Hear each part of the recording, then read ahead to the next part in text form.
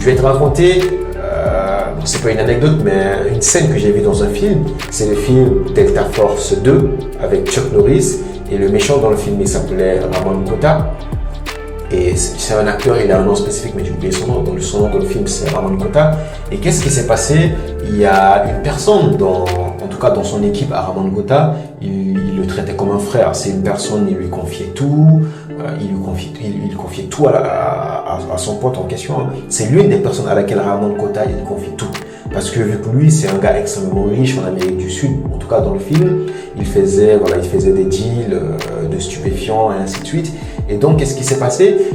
C'est le gars avec lequel il confie tout parce qu'il a une confiance extrême à ce gars. Et il disait que ce gars, c'était son frère. Il lui dit, voilà, tu es mon frère, ainsi de suite, dans le film. Et qu'est-ce qui s'est passé? Si tu as vu Delta Force 2, je pense que tu te rappelles de cette scène.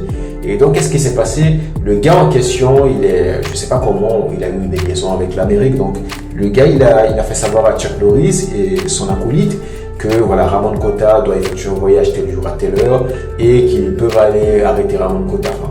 Qu'ils peuvent aller arrêter Ramon Kota et lui prendre de l'argent, et ainsi de suite. Le gars, il a tout dit à Chuck Norris et à son gars.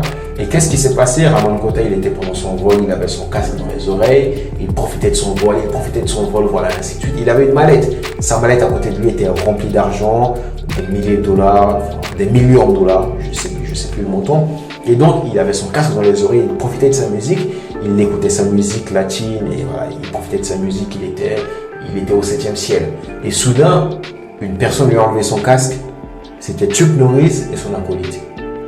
Ramon Kota était arrêté, il a perdu tout cet argent, il lui a emmené devant la justice, et bon, grâce, bon, je ne sais pas si le mot c'est grâce, mais avec sa corruption, ainsi de suite, il a réussi à s'en sortir de la situation. Qu'est-ce qui s'est passé après? La prochaine réunion qu'il a organisée, pendant la réunion, il a affirmé le fait qu'il y a un traître dans le groupe. Là, il y avait tous ses collaborateurs, il y avait tout le monde, il devait être plus d'une vingtaine. Il a affirmé qu'il y avait un traître dans le groupe. Et qu'est-ce qui s'est passé? Il s'est rapproché du gars qu'il appelait comme un frère, qu'il traitait comme un frère, le gars qu'il a trahi. Qu'est-ce qu'il a fait? Il a dit que la seule personne qui savait qu'il allait effectuer son voyage, c'était ce gars. Et qu'est-ce qu'il a fait, Ramon Kota? Il a mis fin à la vie de ce gars. Et qu'est-ce que j'ai vraiment appris à travers ces situations? Qu'est-ce qui s'est passé après? Dès qu'il a fait ça, tout le monde était silencieux. Tout le monde était silencieux. Et tu voyais dans le regard, les gens se disent, il ne faut pas qu'on joue avec lui. Il ne faut pas qu'on joue avec lui parce que si j'essaie de le trahir, je vais subir le même sort. Il va me tuer. Et Ramon Kota, il avait de l'amour pour ce gars. Il avait de l'amour pour ce gars. Il le traitait comme son frère. Il a tué le gars. Alors, l'idée, toi, ce n'est pas que tu tues les autres. L'idée, ce n'est pas que tu ailles jusqu'à ce niveau de violence. Mais ce que j'ai vraiment compris là, et ce que lui, à travers ce tact, il voulait montrer aux autres, c'est que si lui, Ramon Kota, il laissait ce gars s'en sortir comme ça, les autres dans le groupe vont dire, ah, les autres vont voir une faille. Les autres vont dire, ok, on peut faire ça. Les conséquences ne vont pas être désastreuses. On peut se permettre de faire ceci.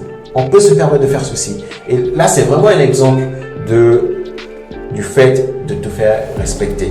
Et donc, l'idée, ce n'est pas d'aller à cette violence, mais ce que tu dois comprendre ici, c'est que dès que une personne traverse une frontière, tu ne dois pas laisser passer ça.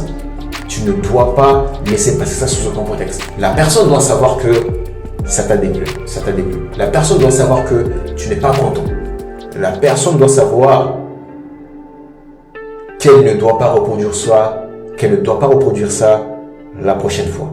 Et d'autant plus que j'insiste parce que lorsqu'on est très gentil, on va avoir tendance des fois à se voiler la face nous-mêmes. On va se dire, ouais, c'est pas grave, il ne voulait pas le faire exprès, ouais, on va des fois trouver des excuses. Pourquoi? Parce que des fois on a peur. On va trouver des excuses parce qu'on a peur d'oser dire à l'autre ce qui nous déplaît. On va trouver des excuses, non ceci, non cela. Mais si tu veux vraiment te faire respecter, lorsque, entre guillemets, tu es très gentil, tu ne dois laisser passer aucune chose. Et d'ailleurs, ce n'est pas que parce que tu es trop gentil, peu importe les personnes, lorsque tu veux te faire respecter, tu dois vraiment pointer du doigt les choses.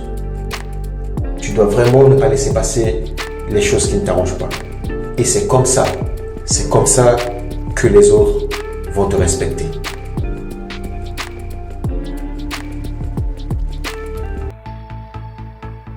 Si cet épisode t'a plu, pense à me laisser un avis sur Apple Podcast.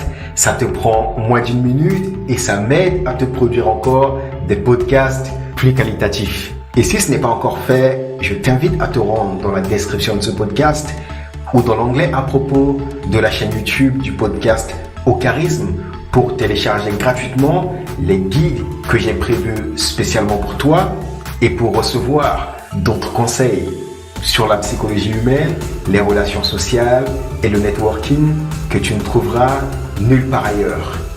Et quant à moi, je te dis à demain dans un autre podcast.